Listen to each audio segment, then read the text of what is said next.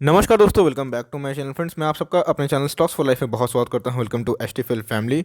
Dear family members, thank God finally एक video upload हुआ। बात करी जाए आज की जो सीरीज़ है स्टॉक फटाफट, बिकॉज आप सबको पता है कि एक टेक्निकल ग्लिचेस हम लोग को देखने को मिल रहे हैं। एनीवेज, इस वीडियो में हम लोग चर्चा करने वाले हैं गेल इंडिया क्यों भाग रहा है, इसके पीछे की वजह क्या है।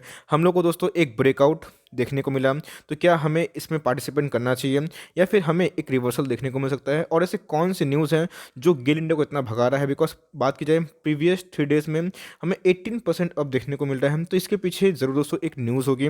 वो न्यूज़ कितनी इंपैक्टफुल है, कितनी पावरफुल है, बिकॉज आप सबको पता है गेल इंडिया की बात की जाए एक सरकारी कंपनी है, लेकिन बहुत ही बेहतरीन कंपनी है। तो अब हम लोग को डिस्कस करना है इनके रेवेन्यू कैसे हैं, इनकी प्रॉफिटेबिलिटी कैसी है, इनके रेशियोज़ कैसे हैं, और क्या एक सही टाइम है निवेश करने का। बिकॉज ऐसे बहुत निवेशक हैं, मैं देख रहा था कि अब उनको एक डर सता रहा है कि गेल इंडिया यहाँ से क्या भाग जाएगा। और एक टॉप ब्रोकरेज हाउसेस का कुछ रिसर्च है, उनके कुछ टारगेट है दोस्तों, वो भी डिस्कस करूंगा वीडियो के एंड में। वीडियो के एंड तक बने रहें। चैनल फर्स्ट टाइम में सब्सक्राइब कर सकते हैं इस तरह के दिग्गज वीडियो को सबसे पहले एक्सेस करने के लिए। So without delaying any further time, let's begin.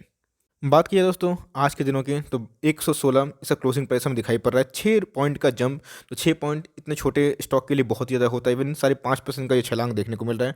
आज की लो की बात की जाए तो 102.10 का लो था और 120 का हाई है। तो ये डिफरेंस अगर आप देखेंगे तो रफली दोस्तों 9-10% का एक डेविएशन है। मीन्स इतना उछाल हमें देखने को मिल रहा है। तो इसके पीछे की ज़रूर एक वजह है, बिकॉज हाल ही में 108 का लेवल टूटा और हमें ब्रेकआउट देखने को मिला। लेकिन बात की जाए 52 वीक लो की, तो बहुत ही कम है 65, और 52 वीक हाई की बात की जाए तो 133। तो क्या इस लेवल की ओर जा रहा है या फिर हमें एक प्रॉफिट बुकिंग देखने को मिल सकती है, वो दोस्तों टेक्निकल में बात करेंगे। उससे पहले मार्केट कैप 52,000 करोड़ की है, एक पीएसयू है, तो इंडस्ट्री पी से थोड़ी महंगी दिखाई पड़ रही है, क्योंकि सही में एक अच्छी बिजनेस है। बात की जाए GAIL India Gas Authority India Limited बहुत ही बड़ी कंपनी है। इंडस्ट्री पी से महंगी दिखाई पड़ रही है। डिलीवरीज आज के दिन में कम देखने को मिल रहे हैं, और डिविडेंड दोस्तों दबा के बांटती है। बात की जाए 5.5% से ऊपर का डिविडेंड बहुत ही टॉप नॉच वाला होता है। कंपनी के पास जो प्रमोटर है, जो गवर्नमेंट ऑफ इंडिया का स्टेक है, तो भाई कांस्टेंट है। एफआईआई टीआईएस मेन प्लेयर है, इसलिए दोस्तों मेजोरिटी ऑफ म्यूचुअल फंड जो डिविडेंड अच्छे बांटते हैं, जो डिविडेंड यील्ड कंपनी होते हैं, जिनके जो निवेशक होते हैं, जिनको डिविडेंड पाना होता है, वो ऐसे स्टॉक पे ओएनजीसी पे निवेश करते हैं। तो रिटेल का पार्टिसिपेंट है बहुत कम देखने को मिल रहा है, मामूली सा है। लेकिन एक चीज़ 1 भी % प्लेज नहीं है। और इंश्योरेंस कंपनी का स्टेक दोस्तों पिछले 4 क्वार्टर में सबसे ज़्यादा बढ़ चुका है। इंश्योरेंस कंपनी में मैं बहुत ज़्यादा नज़र डालता हूँ, बिकॉज उनका निवेश लॉन्ग टर्म के लिए होता है। इवन दोस्तों एचडीएफसी एएमसी के जो मिस्टर प्रशांत जैन हैं, जो हेड फंड मैनेजर, उन्होंने भी अपने स्टेक को बहुत तेज़ी से बढ़ाया था जब क्रैश हुआ था। और आप देख सकते हैं कि 3% का स्टेक दोस्तों बहुत ही बड़ी बात होती है। तो इंश्योरेंस कंपनी ने इस पर वैल्यू देखा और प्रीवियस कुछ क्वार्टर से दबा के माल एकोमुलेट किया। ऐसा क्यों? तो कंपनी के सेल्स में कोई कमी नहीं है। यस, डाउन तो हुए हैं, लेकिन 76,000 करोड़ की जो सेल्स हैं वो दोस्तों घट चुकी हैं। बात की जाए ईयर ऑन ईयर, और जो प्रॉफिट है वो भी हमें मीन्स बढ़ते हुए दिखाई पड़ रहे हैं। यस, रेवेन्यू डाउन तो प्रॉफिट अप। बहुत सारे रीजंस हैं, एक्सपेंडिचर कम होना, कुछ टैक्स असेसमेंट, जिसकी वजह से हमें प्रॉफिट एक मस्त जंप देखते को मिल रही है। कंपनी के साइज़ की बात की जाए और उनके रिजर्व और सरप्लस की बात की जाए, बहुत कमांडिंग है, बहुत टॉप नॉच है। 44,000 करोड़ का रिजर्व और सरप्लस जो माइंड ब्लोइंग फंटास्टिक होता है, और हमें ये ईयर टू ईयर बढ़ते हुए देखने को मिल रहा है। जैसा कि दोस्तों कंपनी के जो प्रॉफिट है उसमें अगर बढ़त होती है, तो कंपनी के जो आरओई है, रिटर्न ऑन इक्विटी, वो हमें सुधरते हुए देखने को मिलते हैं। यही दोस्तों असल होता है। और एक पीएसयू के लिए 19 का जनरेट करना बहुत ही टॉप नॉच वाली बात होती है। बात की जाए आरओसी की, वो भी हमें अच्छी दिखाई पड़ रही है। करंट रेशियो फ्लैट सा है, 1 के लगभग है।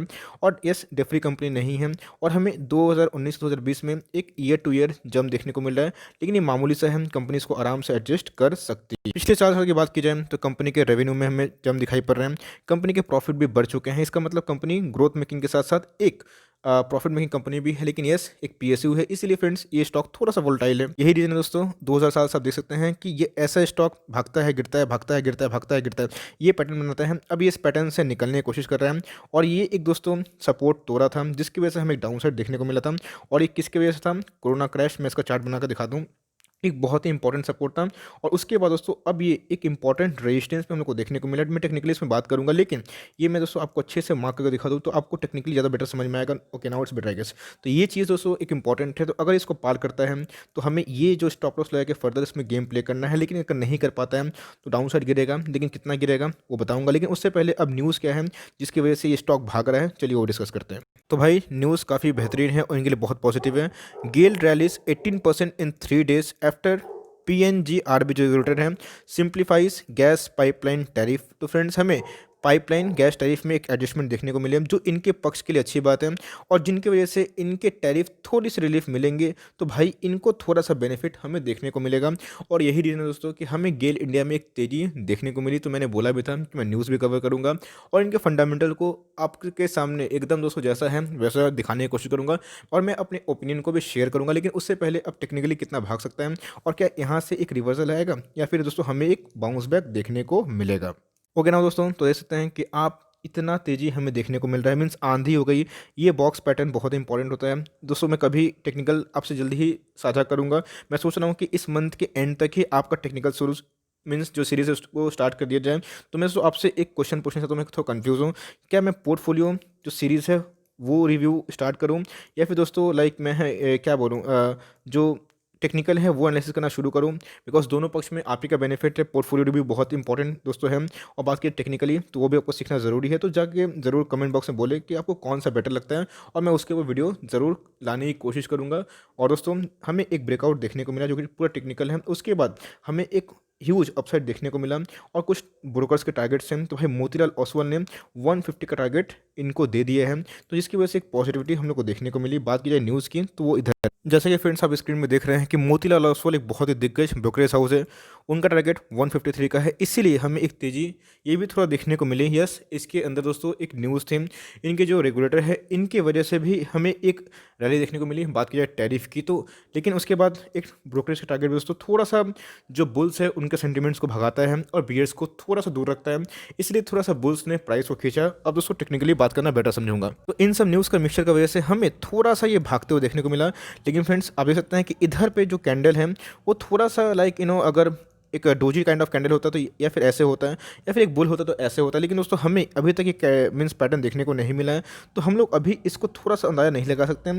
बिकॉज अभी देखना बनता है कि ये कितना भाग सकता है। बिकॉज मैंने बताया भी कि आपको रेजिस्टेंस हमको देखने को मिलेगा एक 133 इसके ऑल टाइम हाई है। लेकिन उससे पहले दोस्तों 120 जो आज का हाई था एक रेजिस्टेंस प्ले कर सकता है। अगर इसको सस्टेन करेगा तो इसको ज़रूर भागने की कोशिश करेगा, लेकिन उसको बाद दोस्तों अगर नहीं क्लेम कर पाता है तो ये इसके अल्टीमेट सपोर्ट बन सकते हैं।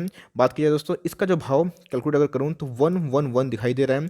तो आपको अगर फ्रेश बाइंग करनी है तो 112 108 दोस्तों आपको फ्रेश बाइंग करनी चाहिए। अगर दोस्तों ये इस पे सस्टेन नहीं कर पाता है तो ही मैं बोलता हूँ, अदरवाइज अगर इसको ब्रेकआउट देता है तो आप चाहें तो 120 का दोस्तों अगर उसके ऊपर भागता है तो ये आपका एसएल होगा, और इस एसएल के साथ आप फर्दर पोजीशन इनिशिएट कर सकते हैं फ्रेंड्स। लेकिन मैं अभी भी थोड़ा सा कंफ्यूज हूँ, बिकॉज चूँकि स्टॉक थोड़ा सा ओवरबॉट जोन में है।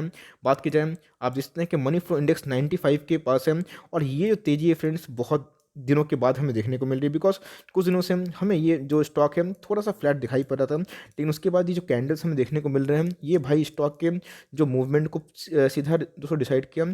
आरएसआई की बात की जाए वो भी बहुत ही ओवरबॉट जोन पे आ चुका है, तो अभी देखने का बनता है कि 120 के ऊपर क्या करता है। सीधा दोस्तों एक ही फंडा है, 120 के ऊपर टिके तो भैया आपका स्टॉप लॉस 120 होना चाहिए, आप फर्दर पोजीशन क्रिएट कर सकते हैं।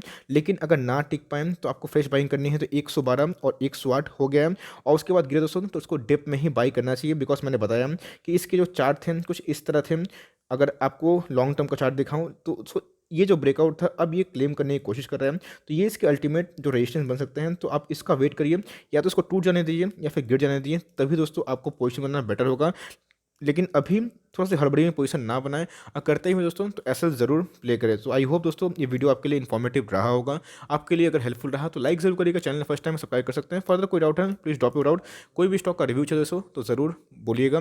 आई would love to make a video on demand. और दोस्तों फिर से माफ़ी चाहता हूँ कि आप सबसे कनेक्ट नहीं हो पाया due to some technical glitches, लेकिन मैं इसके ऊपर काम कर रहा हूँ और मैं कोशिश करूँगा कि आप सब तक दोस्तों सबसे पहले जेन्युइन इन्फॉर्मेशन मैं पहुँचाऊँ। तो गाइस मिलते हैं, bye, thanks friends, God bless you all.